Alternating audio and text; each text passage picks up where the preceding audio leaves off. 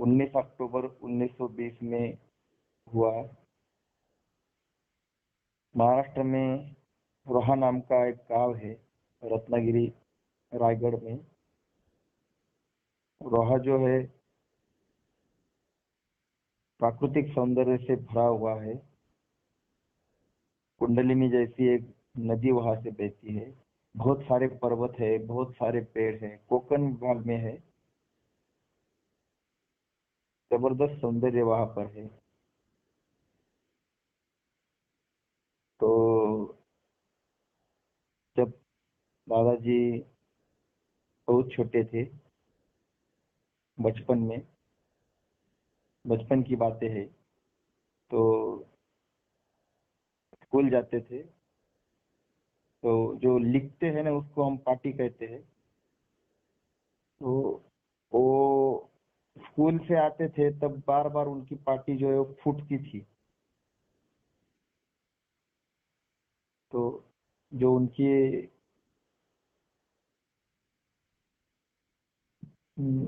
दादी थी, वो थोड़ा गुस्सा हो गई कि क्यों तेरी जो पार्टी बार बार क्यों फूटती है, स्कूल से आता है। एकदम छोटे थे ना, उनको कुछ नहीं समझता था। तो बार बार वो पार्टी फूटती थी जिस पर लिखा जाता है। तो वो थोड़ा गुस्सा हो गई कि तू स्कूल से आता है तब पार्टी फूटती क्यों है ऐसा। तब उनके दादा जो थे, पांडुरंग के पिताजी के पिताजी, तो उन्होंने कहा कि इस पे गुस्सा मत हो, इसको पार्टी की जरूरत नहीं है। ये जो बोलेगा वो लोग लिखेंगे। और आगे जाके ऐसा ही हुआ। दादाजी बोलते, लाखों लोग लिखते हैं। तो तब से दादाजी की प्रतिभा, मतलब जो दिमाग की शक्ति है, वो सब दिखने लगी। उस गांव में जो कुंडलिनी नदी है, तो उसको कोकण में जो बारिश होती है वो तूफान होती है। बहुत बारिश होती है, वो रुकती नहीं कभी। जबरदस्त। तो वहाँ नदियों को भी इतनी बाढ़ आती है कि उसका जो रूप होता है वो देखने के बाद अच्छे से अच्छा डर जाता है। इतना भयानक रूप लेता है वो नदी का। तो बचपन में दादाजी को तो तैरने का बहुत शौक था। तो उनके मित्र बताते हैं कि हम सभी तैरने जाते थे, पर जब कुंडलिनी नदी को बाढ़ आती थी तब हमारी किसी की डेयरिंग नहीं होती थी पानी में कूदने की। अकेला पांडुरंग ऐसा था जो नदी के बाढ़ के पानी में कूदता था, और प्रवाह जिस दिशा में बह रहा है उसकी उल्टी दिशा में बहकर किनारे पे आता था। ये सुनने में आसान है, जिसको तैरना आता है उसको पूछो ये कितना खतरनाक है। तो दादाजी मतलब पांडुरंग छोटे से तब की बात, कि बचपन से ही उन्होंने तय कर लिया था कि मुझे प्रवाह के विरुद्ध चलना है। और प्रवाह क्या है? प्रवाह स्वार्थ का है, प्रवाह फायदे का है। बिना फायदा इंसान घर के बाहर निकलता नहीं है, बिना स्वार्थ इंसान कोई भी कार्य करता नहीं है। आप भी सभी अपने दिल को पूछो कि ऐसा कौन सा काम है जिसमें मेरा 1% भी स्वार्थ नहीं है और वो मैं कर रहा हूँ। ऐसा एक भी कार्य जीवन में है? खुद से पूछो। इसी को दादाजी स्वाध्याय कहते हैं कि पूछो, मनुष्य जन्म मिला है वही ऐसा कर्म है जो निस्वार्थता से किया है। तो प्रवाह सब कौन सा है? सभी लोग स्वार्थ की दिशा में चल रहे हैं, फायदा की दिशा से चल रहे हैं।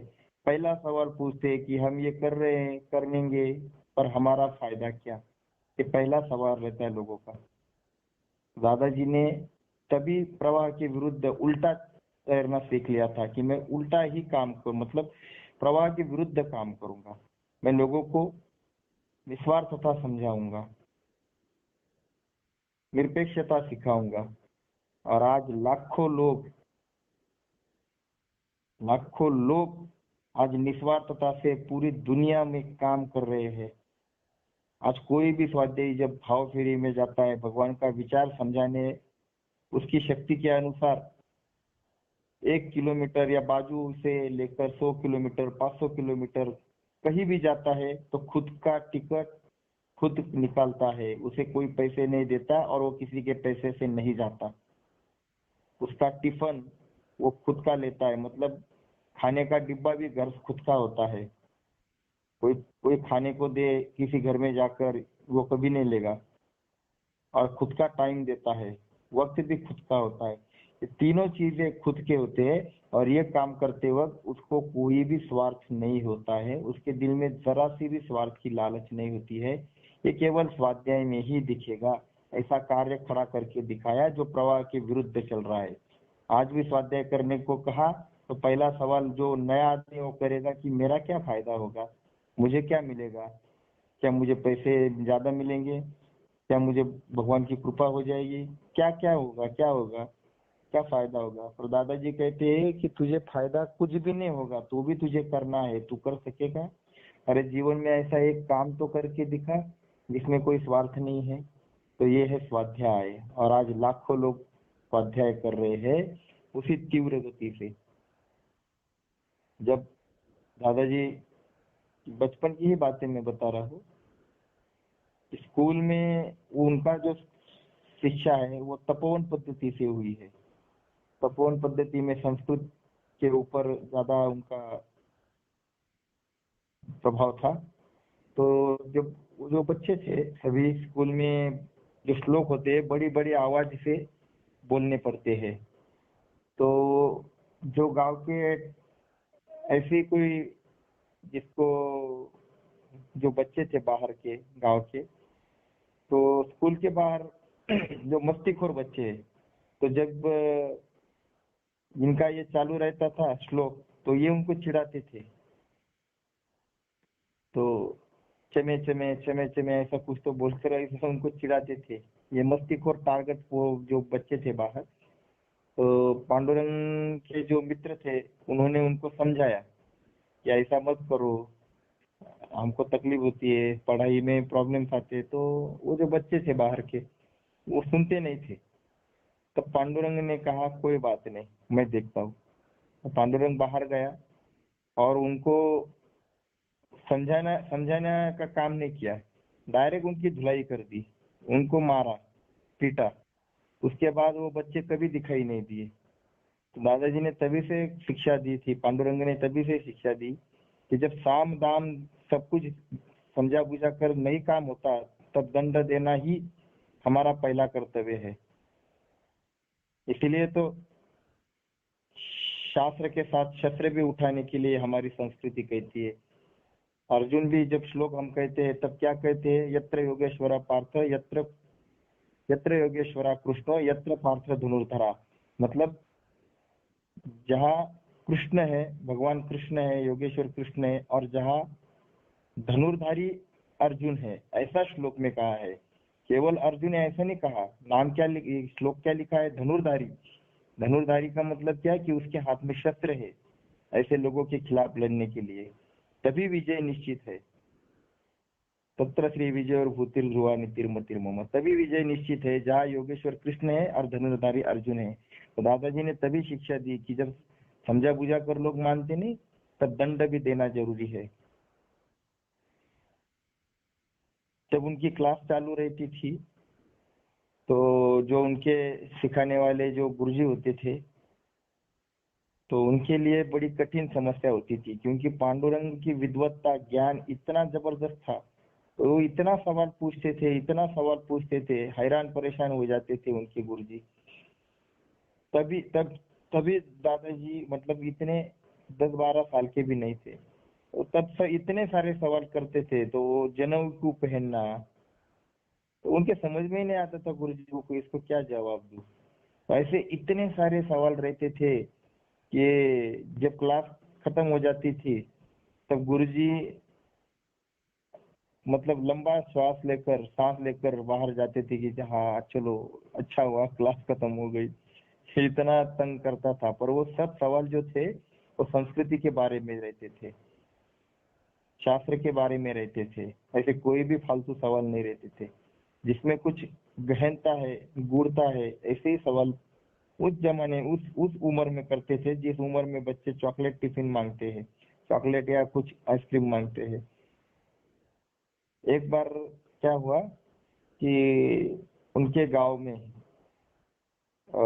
शंकराचार्य जी आए थे।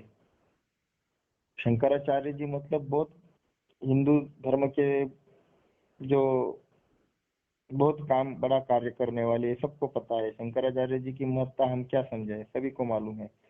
तो वो गांव में आए थे, तो पूरा गांव एकत्रित हुआ था, शाम का वक्त था, प्रतिष्ठित लोग सामने बैठे थे। इतनी महान व्यक्ति गांव में आई है, शंकराचार्य जी गांव में आए हैं। तब छोटा पांडुरंग भी वहां पर था, 10-12 साल का। तो सब बैठे थे। तब पांडुरंग इतनी भीड़ में, इतने प्रतिष्ठित लोगों के सामने खड़ा होकर उसने शंकराचार्य जी को, श्रीमदाद्य शंकराचार्य जी ने कैसा कार्य किया है और आज हम आपसे क्या उम्मीद रखते हैं, आप कैसा कार्य करना चाहिए, ये तुलनात्मक दृष्टि से इस उम्र में समझाया। सभी लोग देखने लगे, अरे बाप रे, ये क्या है, किसके सामने ये कह रहा है। तब शंकराचार्य जी ने पांडुरंग को आगे बुलाया, उनके पीठ थपथपाई, आशीर्वाद दिया और कहा कि ये लड़का आगे जाकर बहुत बड़ा काम करेगा, संस्कृति का कार्य करेगा। और वैसा ही हुआ, सब देख रहे हैं। इतनी छोटी उम्र में इतने लोगों के सामने डेयरिंग करके ऐसे व्यक्ति को समझाना है जो एक अपने धर्म का ये जो महत्वपूर्ण आदमी है, उनको समझाया। ये कोई साधारण बात है? इतनी मतलब इतनी डेयरिंग उसी वक्त से दादाजी के मतलब ये था, जीवन में था। वो कभी किसी से नहीं डरे। जब सत्य की बात कहनी होती थी तब वो कभी किसी से नहीं डरते थे। जैसा कि आगे जाकर उनको गुजरात सरकार ने अवार्ड देने की बात की थी कि हमें आपसे गुजरात स्पेशल अवार्ड आपको देना है, जो आपने इतना बड़ा कार्य किया है। तो गुजरात में बहुत बड़ा काम हुआ। तब तब उस वक्त की जो सरकार थी उसने कहा कि हम आपको अवार्ड देंगे। तब तब दादाजी ने कहा था निर्भीड़ होकर, नहीं तो आज कितना खुश हो जाता है कोई कि अरे मुझे अवार्ड मिलने वाला है, पर दादाजी कभी ऐसा नहीं करते थे। दादाजी ने कहा कि ठीक है, आप अगर मुझे अवार्ड देना चाहते हैं तो मैं तैयार हूँ, पर संसद जब आप चलाते हो तब तब विरोधी पार्टी जो अपोजिट पार्टी जो होती है वो भी आपके साथ रहती है, तभी निर्णय लिए जाते हैं, तभी मंजूरी मिलती है, बराबर। वैसे जब मैं स्टेज पर अवार्ड लेने आऊंगा तो आपके स्टेज पर विरोधी पार्टी के, अपोजिट पार्टी के भी लोग, मंत्री जो भी है वो होने चाहिए, तो ही मैं अवार्ड स्वीकार करूंगा। और उनको ये बात माननी पड़ी।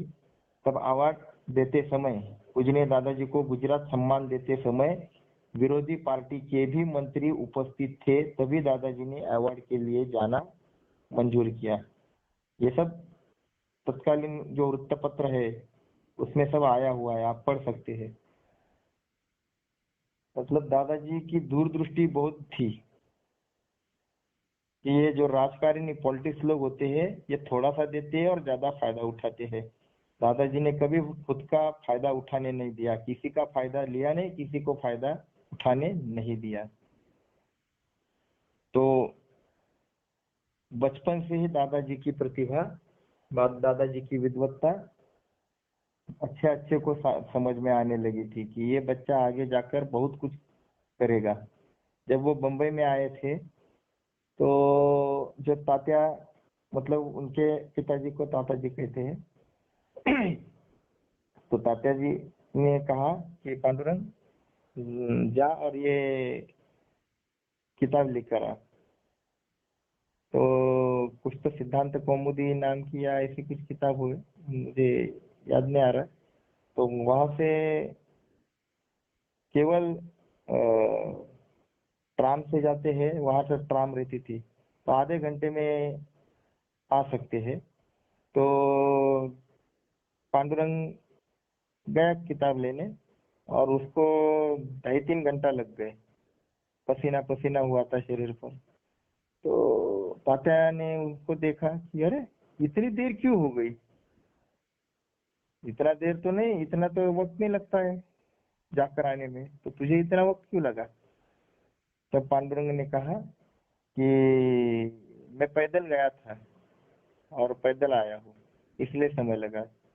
तो तात्या जी को आश्चर्य लगा, अरे पैदल क्यों जाने का, इतनी ट्राम है बाहर, ट्राम से जाने का था।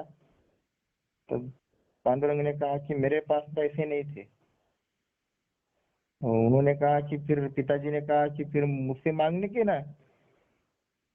तब पांडुरंग ने कहा कि मैं क्या करूं, मुझे मांगना ही नहीं आता, मेरे मुंह से मांगना आता ही नहीं, तो मैं क्या करूं। तो पांडुरंग यानी दादाजी ने खुद के पिताजी से भी पैसे नहीं मांगे, क्योंकि दादाजी कहते कि मुझे मांगना ही नहीं आता। दादाजी ने कभी किसी से कुछ नहीं मांगा है। इतना ही क्या, इतना बड़ा कार्य करने वाले दादाजी ने पूरे जीवन में खुद के लिए कुछ भी नहीं मांगा भगवान से। सिर्फ दादाजी कहते थे भगवान से कि तेरा कार्य करने वाले सभी स्वाध्यायी जो इतनी दृढ़ता से सातत्य से काम कर रहे हैं, उनके जीवन में बहुत दुख है, उन्हें पिछले जन्म के कर्म सताते हैं। क्योंकि जब कोई काम करने लगता है तो उसको दुख भी बहुत सहन करने पड़ते हैं, तकलीफ सहन करनी पड़ती है। भगवान का काम करना आसान नहीं है। सबको लगता है कि बहुत फायदे होते हैं। जो खरा सोना होता है ना, उसको भी बहुत तपना पड़ता है अग्नि के अंदर जाकर, तभी उसको खरा सोना कहते हैं।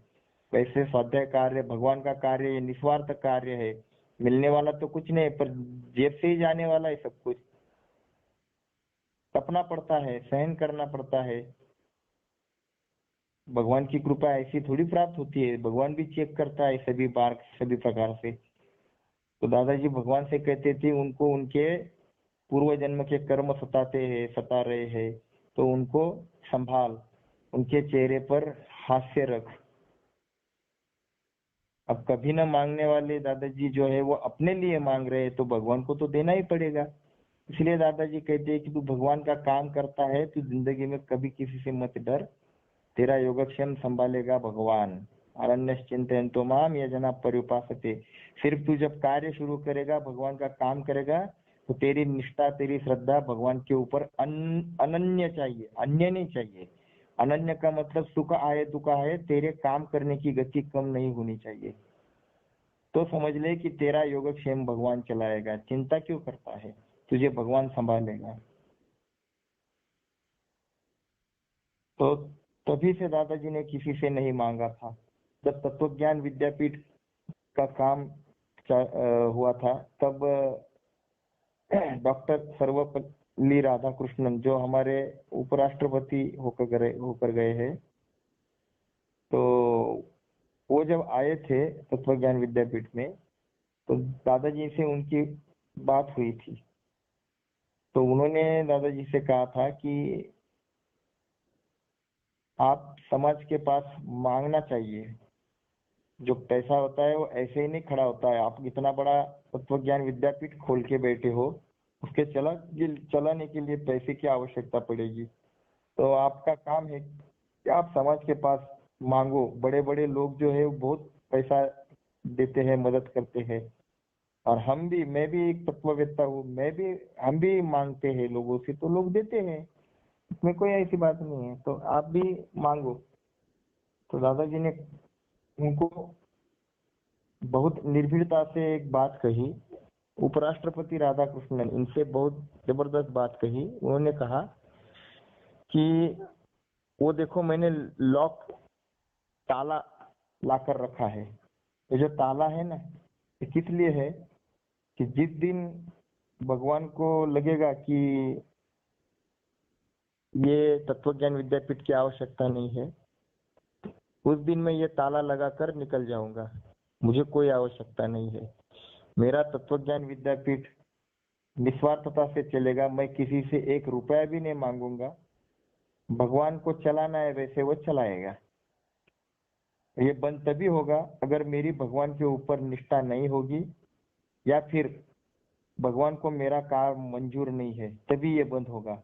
इसलिए मैंने ताला रखा है, आज भी इतने सालों के बाद आप अगर जाओगे तो तत्वज्ञान विद्यापीठ में वो ताला आपको दिखाई देगा, वो आज तक लगाया नहीं है। उल्टा उस की चार चार संस्थाएं हो गई है, बहुत सारी संस्थाएं दादाजी ने खड़ी कर दी है जो किसी के भी पैसे के ऊपर नहीं चलती है। ये सब अद्भुत काम दादाजी ने करके दिखाया है कि अयाचक व्रत ये दादाजी के जीवन में तब से था, बचपन से। अयाचक का मतलब मैं कभी याचक नहीं बनूंगा, मैं कभी किसी से नहीं मांगूंगा। इतना ही क्या, जब कोई देने को आता है तब भी दादाजी नहीं लेते थे। इतने बड़े बड़े लोग दादाजी के पीछे रहते थे, ऐसा एक भी जगह आपने नहीं देखा है कि देने वालों की लाइन लगाई रहती है यहाँ पर मंजूर नहीं किया जाता है। ये कैसे हो सकता है? ये दादाजी ने ही करके दिखाया है। ये एकमेव कार्य ऐसा है कि यहाँ पर याचकता नहीं है। जब आप कभी कहीं गाँव में जाते हो, भाव फेरी के लिए जाते हो, दूर दूर तक जाते हो, तो किसी घर में जब बैठते हो तो पानी के सिवा भी कुछ नहीं लेना है। कोई देता है तो भी कुछ नहीं लेना है। ये अयाचकता व्रत दादाजी ने सिखाया है कि भगवान का काम तू तेरे पैसे से कर, तेरे वक्त से, और तेरा ही भोजन तू लेके जा। किसी के ऊपर उपकार करने नहीं जाता है तू, तुझे जीवन विकास करना है तो तू जा। और सामने वाला तेरा डिवाइन ब्रदर है, ये सोच रखकर उसके पास तुझे जाना है। उसका खून लाल है, तेरा भी खून लाल है, तो खून बनाने वाला कोई तो एक है, नहीं तो खून अलग कलर का होता। तो उस रिश्ते से हम कौन हो गए? तो हम भाई हो गए। तो भाई को भाई से मिलने जाना है तो कोई कारण की आवश्यकता नहीं है, सिर्फ निस्वार्थ हेतु रखकर तू उससे मिलने जा और उसके साथ सुख दुख की बातें कर। तुझे उसे कुछ सिखाने के लिए जाने का नहीं है, तो उससे रिश्ता बांधने के लिए जाना है। दादाजी ने डिवाइन रिश्ता समझाया है कि तेरा और उसका खून बनाने वाला भगवान एक ही है, तो हम एक ही बाप के लड़के हो गए, बच्चे हो गए, तो हम भाई भाई है। तो भाई से भाई को मिलने जाना है तो निरपेक्षता से और निस्वार्थता से जाना है, बस सुख दुख की बातें करनी है। ये सारी बातें दादाजी ने समझाई, दादाजी ने ये जीवन में उतारी। भगवत गीता समझाने वाले बहुत सारे मिलेंगे, पर भगवत गीता जीना सिखाने वाले केवल दादाजी एकमेव है। आज पूरी दुनिया में अगर आप देखते हो तो कौन है ऐसा जो खुद के जेब से पैसा निकालकर, टिकट निकालकर सातत्य से गांव गांव में जाते हैं तो भगवान का काम करते हैं? ऐसा कौन है? या आप ही देखो, किसी महाराज के सामने सुनने वाले हजारों लाखों लोग आते हैं, उनकी विद्वत्ता जबरदस्त होती है, वो सुनाते हैं, सुनने वाले सुनकर चले जाते हैं, और उनको विचारों को लेकर दूसरे के तरफ दूसरे के पास जाने वाले कितने सारे लोग हैं, ऐसा देखो। क्योंकि जो भी है वो सब, जब दादाजी किसी के पास, सन्यासी के पास गए थे तो वो बोले थे स्पॉन्सर कौन होगा, मतलब सभी जगह स्पॉन्सर को ढूंढा जाता है कि हमें मदद कौन करेगा। हम तो जाने के लिए तैयार है, पर हमें जो लगेगा, पैसा लगेगा, खाने के लिए व्यवस्था लगेगी, रहने की व्यवस्था लगेगी, ये कौन करेगा, ये पहले देखा जाता है। पर यहाँ पर ऐसा कुछ भी नहीं देखा जाता है। दादाजी कहते हैं बस भगवान के ऊपर भरोसा है, तेरी सब व्यवस्था अपने आप हो जाएगी। जा, नहीं मिला रहने को तो मंदिर में या स्कूल में रहना, नहीं मिला तो शमशान में रहना, पर भगवान का काम करना। हाँ, इतना सारा दादाजी ने समझाया है। किसी के ऊपर मत तू ये कर, तू निकल घर से बाहर, सातत्य से काम कर। तो आज दादाजी ने व्रती नाम की संकल्पना जो दी है कि 30 दिन में एक दिन पूरा 24 घंटा संसार को छोड़कर वो गांव में जाने का, वहां रहने का, और 24 घंटे जितना हो सकता है उतने लोगों से मिलकर भगवान का काम समझाने का। तो वो 24 घंटे का भी भोजन जो है 2 बार का जो करते हैं, तो दोनों बार का भोजन घर से लेकर जाना होता है। वहाँ किसी से मांगना नहीं है, कुछ भी खरीदना नहीं है, खुद के जेब से पैसा खर्च करके टिकट निकाल और टाइम निकाल 24 घंटे का, और घर से सब सिदोरी जो वो बोलते हैं ना हम, खाना, वो लेके जाने का होता है। तो ये कितने लोग करते हैं?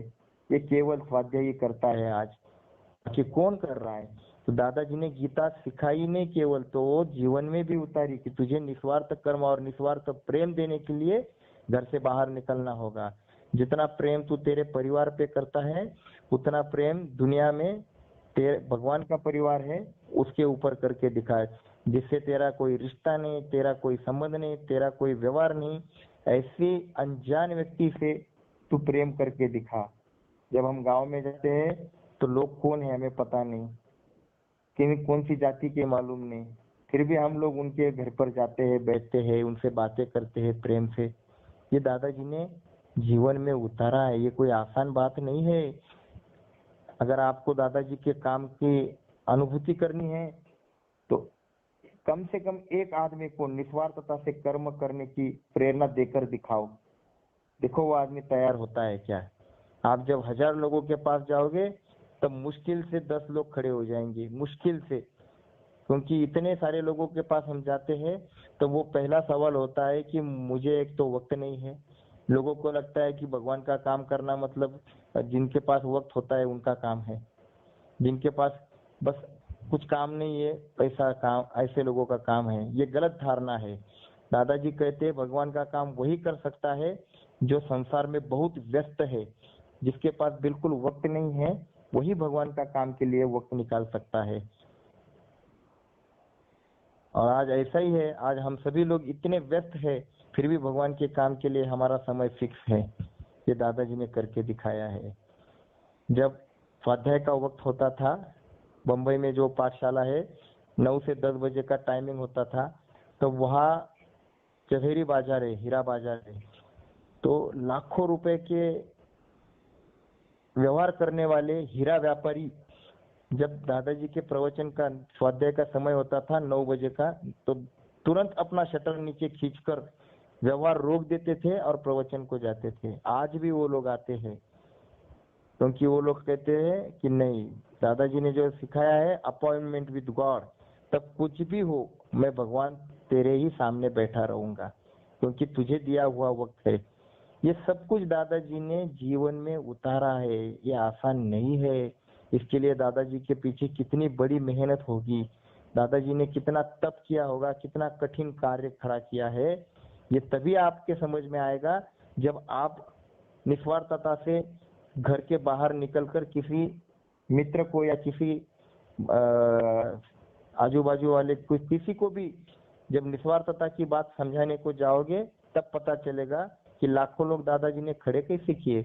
हम तो एक आदमी को खड़ा नहीं कर पा रहे हैं, कैसे किया है? हम तो खुद को खड़ा नहीं कर पा रहे हैं। हमारे पास जब वक्त होता है तब भगवान को नमस्कार करते हैं, पर जब सातत्य से काम करना होता है तब बहुत कठिन होता है। तो स्वाध्याय करना उतना आसान नहीं है, भगवान से रिश्ता बांधना है। भगवान ऐसा किसी से भी रिश्ता थोड़ी बांधते हैं, उसके लिए बहुत कठिन परीक्षाओं से गुजरना पड़ता है। लोगों को आज क्या चाहिए? बेटा तेरा भला होना होगा चाहिए, वो करने वाले चाहिए, सर पर हाथ रख दिया और बेटे का भला होगा, ऐसा कभी नहीं होता है। दादाजी कहते हैं कि ऐसा कहने वाले जो लोग होते हैं भगवान के विरोधी होते हैं, क्योंकि भगवान ने खुद अर्जुन का उद्धार नहीं किया है। भगवान ने अर्जुन से कहा है उद्धरेदात्मनात्मानम आत्मानम वसादयेत, तेरा उद्धार तुझे ही करना है, मैं केवल मार्ग दिखाने वाला हूँ। तो गुरु जो होता है वो मार्ग दिखाने वाला है, बाकी सब तो उसके शिष्यों को करना ही होता है, काम करना ही पड़ेगा। तो दादाजी कहते हैं कि रास्ता दिखाने का काम हमारा है, पर चलना तो आपको ही पड़ेगा। खुद का उद्धार खुद को ही करना है, कोई किसी का उद्धार नहीं करता, नहीं तो भगवान ने नहीं किया होता। तो इसलिए दादाजी कहते हैं कि भगवान को पाना है, उससे रिश्ता बांधना है, तो भगवान जो करते हैं वैसा काम करके दिखाना पड़ेगा, वो भी सातत्य से। तो इसलिए स्वाध्याय जो है वो खुद का अभ्यास अध्ययन सिखाता है कि जो तेरा जीवन चलाता है उसके लिए तुझे कुछ करना है। तो उसके लिए क्या करना है? तो उसके लिए पहले तुझे लोगों से रिश्ता बांधना है, प्रेम से समझाना है, प्रभु का तेरे ऊपर का प्यार समझाना है। जो भगवान शंकर के शिव के जो मस्तक से जो गंगा निकलती दिखाई देती है ना, वो क्या है कि दादाजी कहते हैं कि गम्यते प्राप्यते भगवत पदम ये न सा गंगा, ये जो गंगा बह रही है ना भगवान के माथे से, तो वो क्या है, तो एक प्रेम प्रवाह है भगवान का, जो तेरे अंगूठे से लेकर सर तक चल रहा है, सर तक बह रहा है, वो भगवान के प्रेम का प्रवाह है, वो भगवान के प्रेम की गंगा है जो तेरे जीवन में बह रही है, सातत्य से बह रही है। तो उसका काम कर या ना कर, तू उसको नमस्कार कर या ना कर, फिर भी भगवान का प्यार तेरे ऊपर चलता ही रहता है, वो कभी रुकता नहीं है।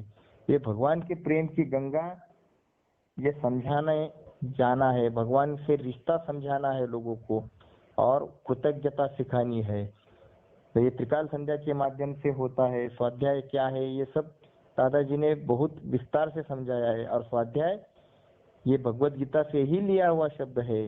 ये आप अगर भगवत गीता को जानते हैं तो बहुत सारी जगह पे स्वाध्याय शब्द आया है।